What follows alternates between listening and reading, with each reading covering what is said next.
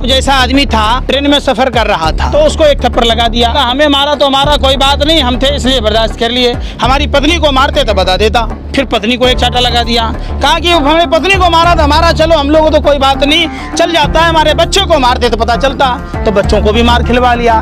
फिर पत्नी ने कहा कि आपने तो कुछ किया नहीं, तो बोला नहीं समझे, हम सबने मार खा ली तो एक दूसरे का शिकायत कोई नहीं करे। इस तरीके से हनुमान जी ने धर्म के लिए लंका को जलाया, कूद कूद कर मकानों पर। ऐसे ही नरेंद्र मोदी ने पूरे भारत को कोरोना की आग में जला। मेरी माँ चौका बर्तन करती थी, मेरा बाप चाय बेचता था, तो मशरूम की सब्जी क्यों खा रहे? कोरोना कहता रहा कि अपने देश में अस्पतालों की स्थिति सुधारिए, बेड सुधारिए, ऑक्सीजन सुधारिए, तो दाढ़ी बढ़ाते रहे। कौआ अगर सावन में ना चले तो मोर नहीं होता, हर दाढ़ी बढ़ाने वाला रविन्द्रनाथ टैगोर नहीं होता, उसके लिए किताबें पढ़नी पड़ती। नमस्कार, मैं अनूप कुमार। आज हम आए गाजीपुर बॉर्डर पर हमारे साथ है पंकज श्रीवास्तव जी, उन्हीं से बात करेंगे। पंकज भाई साहब, ये आज का जो भारत बंद का जो प्रोग्राम था, कितना सफल रहा है या कितना असफल रहा है? जिस प्रकार से नेशनल मीडिया में चल रहा है कि भारत बंद फैल हुआ है, नेशनल मीडिया वो क्यों नहीं दिखाती जो 59 ग्राम गांजे पर नागिन डांस करती थी, जब उसको 2 कंटेनर हेरोइन जो 30,000 टन है, 21,000 करोड़ रुपए की लागत का, अगर ये अडानी आया है तभी तो आप लोगों को पता चला है ना। अगर मीडिया में बिल्कुल नहीं आया भैया, कहीं तो कौन सा चैनल दिखाया? मैं पूछ रहा हूँ, आपको कैसे पता चला? सोशल मीडिया का युग है, आप बताओ ना कि कौन सा इलेक्ट्रॉनिक मीडिया दिखाया जो कहता था ड्रग दो, अडानी कहता ट्रक दो, पूरा कंटेनर दिया है, क्यों नहीं दिखा रहा? नहीं, कुछ चुनिंदा चैनलों की वजह आप सभी को तो टारगेट नहीं कर सकते ना। कौन सा चैनल बाकी है सो बताओ? कुछ ही पत्रकार, चंद मुट्ठी भर, लेकिन पूरी की पूरी जमात क्या है सो बताओ ना आप हमें। आप उस पर बात ही नहीं कहते, जहाँ कुछ कह दिया आप पूरे को नहीं कह सकते। भैया हम तो कुछ ही नहीं कह सकते, आप ही सब कुछ कह सकते। आप चाहे तो देश में बम फोड़ सकते, आप देश में आग लगा सकते, देश को बेच सकते, आप सब कुछ कर सकते। हमारा तो कुछ है नहीं, हम तो आसमान से टपक के आए। करेंगे तो माने हमारे बाप दादाओं ने देश की आज़ादी के लिए कुर्बानी दी तो हम देशद्रोही हो गए, और आपके बाप दादाओं ने देश की गुलामी की। आप सावरकर के लोग हो, नाथूराम गोडसे के मानने वाले लोग हो, तो देश आपका बपौती हो गया। ये कहाँ का नियम है भैया, बताओ? देशों विदेशों में डंका बज रहा है, अमेरिका में जाके कह रहे कि इतना विदेशी काहे का डंका बज रहा, काहे के डंके बज रहे? कितनी भद्दी गाली अमेरिका में दी गई, नहीं देखा? शर्म नहीं आती? अंजना कश्यप को गेट आउट, रूम से बाहर, वो नहीं दिखाया? पूरे अखबार ने जगह नहीं। मोदी जी के साथ थोड़ी ना हुआ है वो, मोदी जी को वहाँ के अरे फिर वो बात, एक आप जैसा आदमी था, ट्रेन में सफ़र कर रहा था, तो उसको एक थप्पड़ लगा दिया, बोला हमें मारा तो हमारा कोई बात नहीं, हम थे इसलिए बर्दाश्त कर लिए। हमारी पत्नी को मारते तो बता देता। फिर पत्नी को एक चाटा लगा दिया, कहा कि हमें पत्नी को मारा था हमारा, चलो हम लोगों तो कोई बात नहीं, चल जाता है। हमारे बच्चों को मारते तो पता चलता, तो बच्चों को भी मार खिलवा लिया। फिर पत्नी ने कहा कि आपने तो कुछ किया नहीं, तो बोला नहीं समझे, हम सबने मार खा ली तो एक दूसरे का शिकायत कोई नहीं करेगा। वही बात आपने कर दी। नहीं वही तो, फिर वही बात कैसे नहीं कर दी? मोदी जी को डिजिटल बेइज्जती अनफॉलो करके उसी समय कर दिया था, आपको भी पता है। वहाँ के अखबारों ने जगह नहीं दी। वहाँ आपने देखा जैसे पूर्व सरकारों के, चाहे किसी भी पार्टी की सरकार रही हो, वहाँ नेताओं का स्वागत कैसे एक प्रोटोकॉल होता है, उस अनुरूप तो हुआ नहीं। हुआ हो तो बता दीजिए। कोरोना चल रहा वो इसीलिए नहीं हुआ ना। पहले कोरोना नहीं था, पहले कहाँ था? दूसरे की सरकारों में कहाँ कोरोना? ये चुनाव के, अरे सुन तो लो, ट्रम्प की गुलामी हुई, कोरोना नहीं था।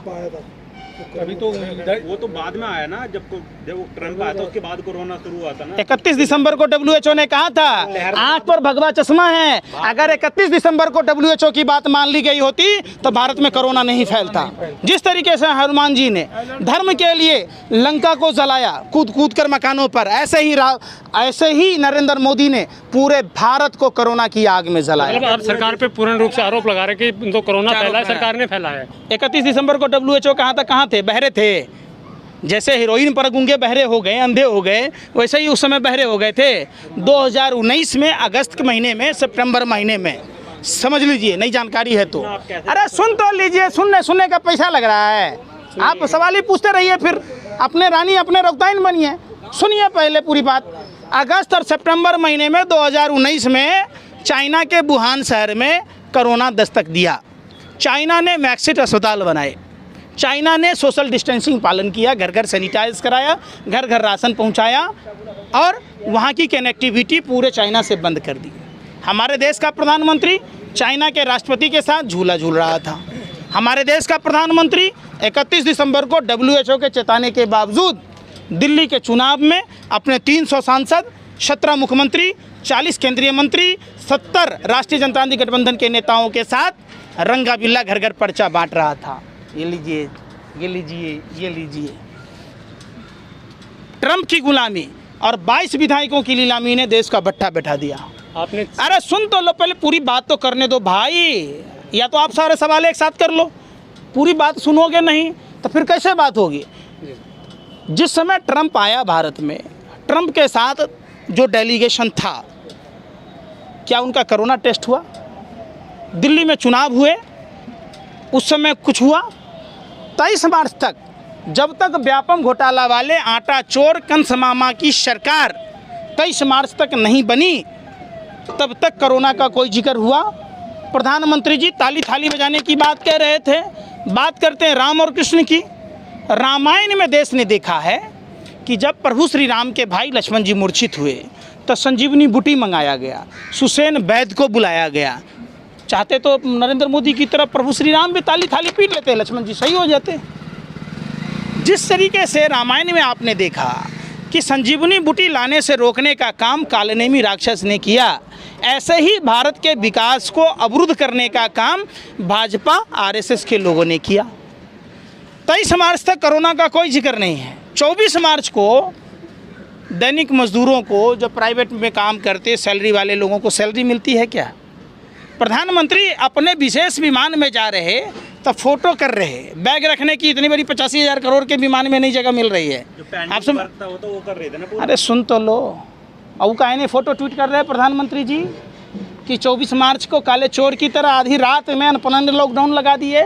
13 साल की बेटी पैदल गई, एक बीमार माँ को अपने कंधे पर पुणे से लेके गया, ट्रॉली पलटने से लोगों की मौत हो रही थी, ट्रेन की पटरियों पर मौत हो रही थी, 58 डिग्री धूप में लोग।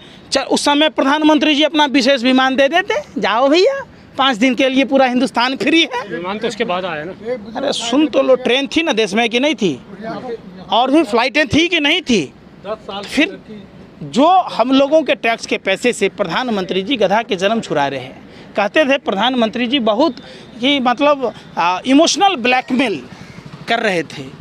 मेरी माँ चौका बर्तन करती थी, मेरा बाप चाय बेचता था, तो मशरूम की सब्जी क्यों खा रहे हैं? विदेश से मंगा के 10 लाख का सूट, 5 लाख का बूट पहन रहे हैं। आपने देखा हिंदुस्तान की आबादी 95% आबादी को प्रधानमंत्री ने गरीब बना दिया। कोरोना काल में कोरोना कहता रहा कि अस्पतालों में दवाइयाँ बढ़ाइए, अस्पतालों में सर्जिकल सामग्रियाँ बढ़ाइए, अस्पतालों में ऑक्सीजन बढ़ाइए। सरकार के खुद के डाटे बता रहे कि 8 मार्च तक, आप समझिए, जबकि कोरोना का संज्ञान लेना था तब भी सर्जिकल सामग्रियाँ बाहर के देशों को बेच रहे थे। क्या प्रधानमंत्री को अपने देश के सुरक्षा प्रहरियों, स्वास्थ्य कर्मचारियों, आम जनता की चिंता नहीं थी? पिछले साल की तुलना में प्रधानमंत्री ने डबल ऑक्सीजन सिलेंडर बाहर के देशों को बेचा। कोरोना कहता रहा कि अपने देश में अस्पतालों की स्थिति सुधारिए, बेड सुधारिए, ऑक्सीजन सुधारिए। ये दाढ़ी बढ़ाते रहे, दाढ़ी बढ़ाते रहे। हैं? कौवा अगर सावन में ना चले तो मोर नहीं होता। हर दाढ़ी बढ़ाने वाला रविन्द्रनाथ टैगोर नहीं होता, उसके लिए किताबें पढ़नी पड़ती है। ये गांधी का लुक ले लेते, कभी भगत सिंह उसका ले लेते, नेताजी सुभाष चंद्र बोस का, कभी रविन्द्रनाथ टैगोर का, कभी भगत सिंह का फांसी का फंदा भी लगा लीजिए, देश को मुक्ति मिले कम से कम। कभी पूरा दुनिया सब लुक अपना लिए, कभी जाके स्पाइडरमैन बन के कूद नहीं जाते, कभी मगरमच्छ के पास नहीं जाते, तोता के पास चले गए, मोर के पास चले गए, बाघ के पास चले जाते, कुत्ता के पास चले जाते, कभी मगरमच्छों के पास चले जाइए। कोरोना की आपने बात की, कोरोना को लेकर सरकार का कहना है कि यहाँ के जो लोग हैं कोरोना को गाइडलाइन को पूरा नहीं कर रहे हैं, इसके कारण तीसरी लहर भी आ सकती है। फिर सवाल आप पर उठता है, चूँकि बेतुका सवाल आप करते हैं। जब अहमदाबाद गुजरात की राजधानी, जहां 10 किलोमीटर लंबी और 7 फीट ऊंची दीवार प्रधानमंत्री को बनानी पड़ी अपने 13 साल के कुकर्मों को छुपाने के लिए। चलो झूठ के पार चलो, जितना अमिताभ बच्चन की दीवार नहीं फेमस हुई, नरेंद्र मोदी की दीवार फेमस हो गई। अब समझिए, जिस अहमदाबाद शहर जो गुजरात की राजधानी है उसका नाम था कर्णावती, और नरेंद्र मोदी जी ने ट्रंप के स्वागत में उसको करोनावती बना दिया पहला।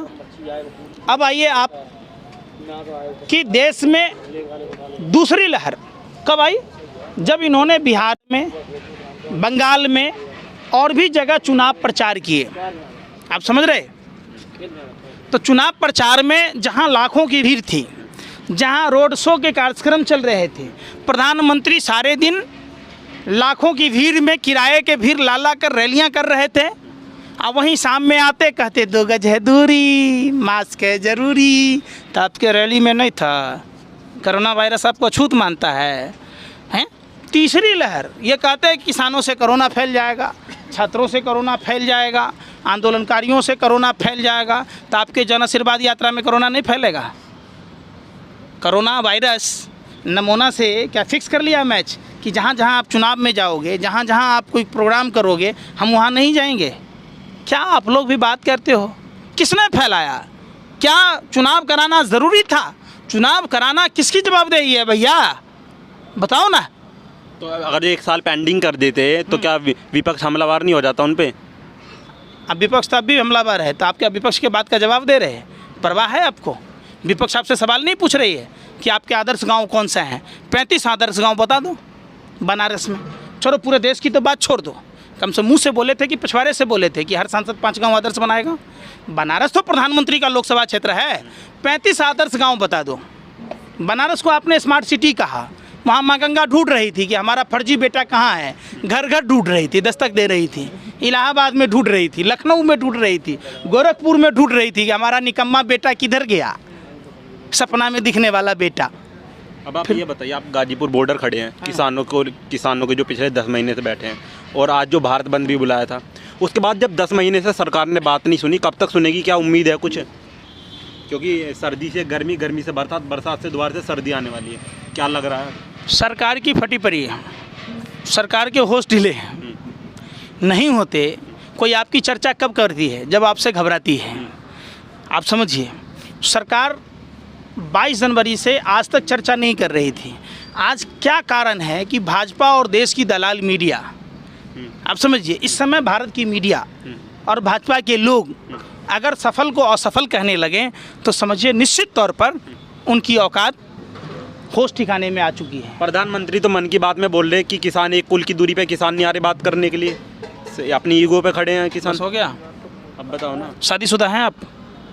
आपकी शादी हो गई नहीं हुई नहीं हैं? नहीं। मन की बात किससे कीजिएगा? मेरा रू से, पत्नी से। तो बाहर तो अरे सुनते लेने पर बात तो जसोदा बहन से किए होते ना मन की बात, और वो तो एक फ़ोन करने की भी ज़रूरत नहीं थी, गले मिलने की ज़रूरत थी। मोदी जी वादे के सच्चे होते तो मोदी जी के भी बच्चे होते, पोता पोती में खेल रहे होते जितनी उम्र हुई। तो वहाँ तो आपने दिखाया नहीं कुछ भी।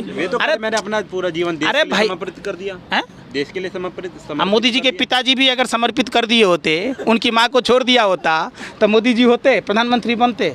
ये कहाँ मन के समर्पित कर देते हैं? ऐसा नहीं समर्पित कीजिए।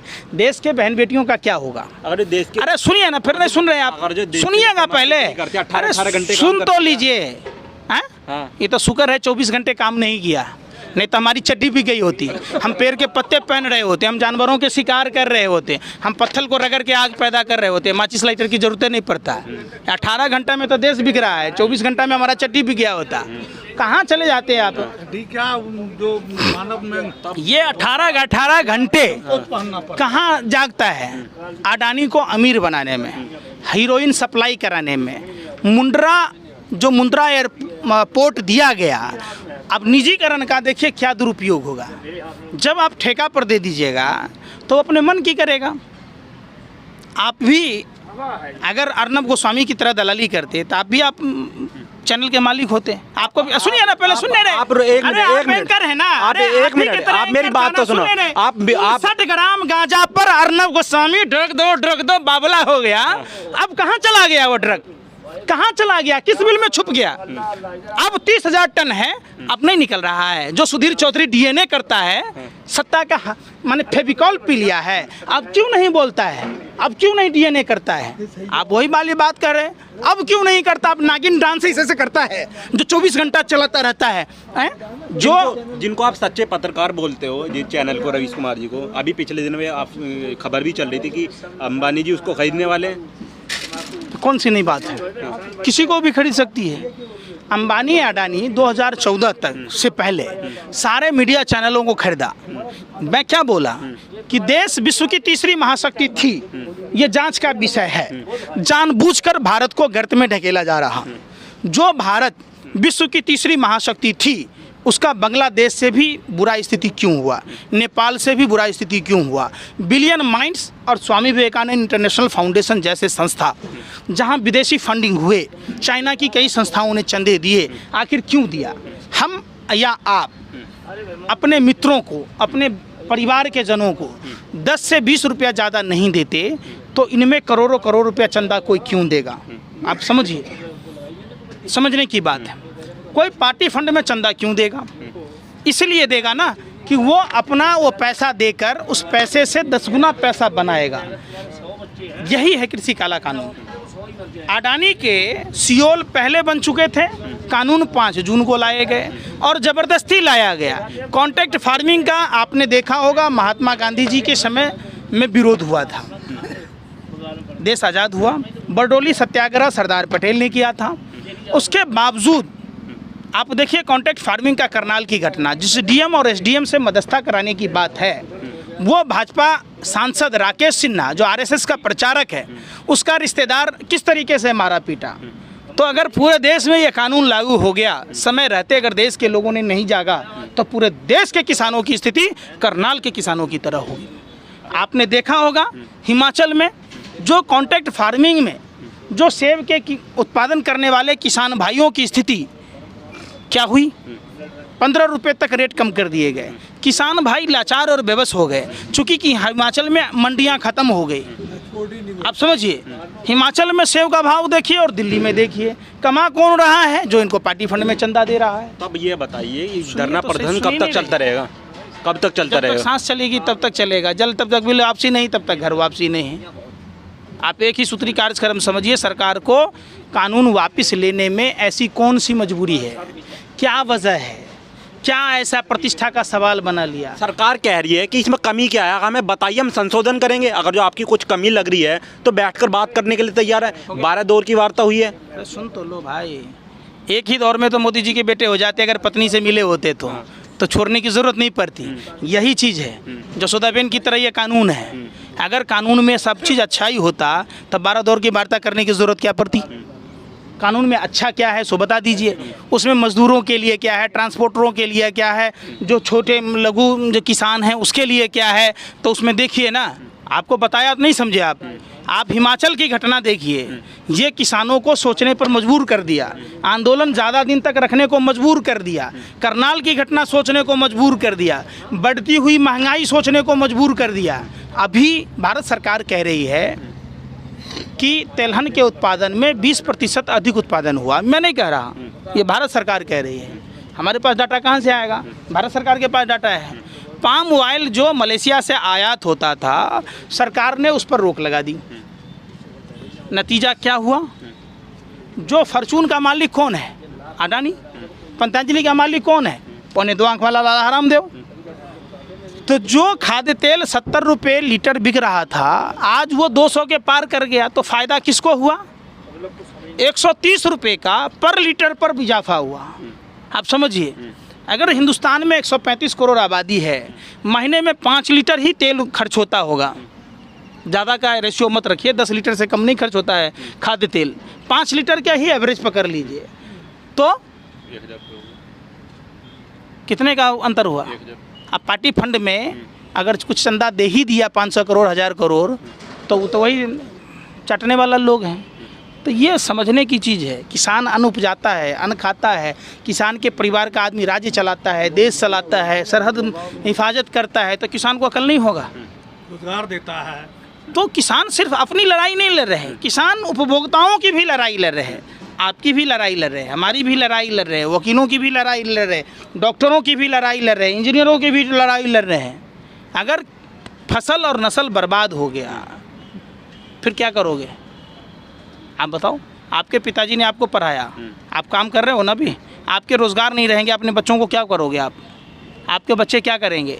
तो प्रधानमंत्री फसल और नस्ल दोनों को नष्ट कर रहे हैं। चूँकि ये कहते हैं मैं तो रंडवा हूँ, आगे नाथ न पीछे पगा, बगैर लगाम का कूदेगा था। इनका घर परिवार होता तो इनको समझ में आता कि बच्चों की परवरिश कैसी की जाती।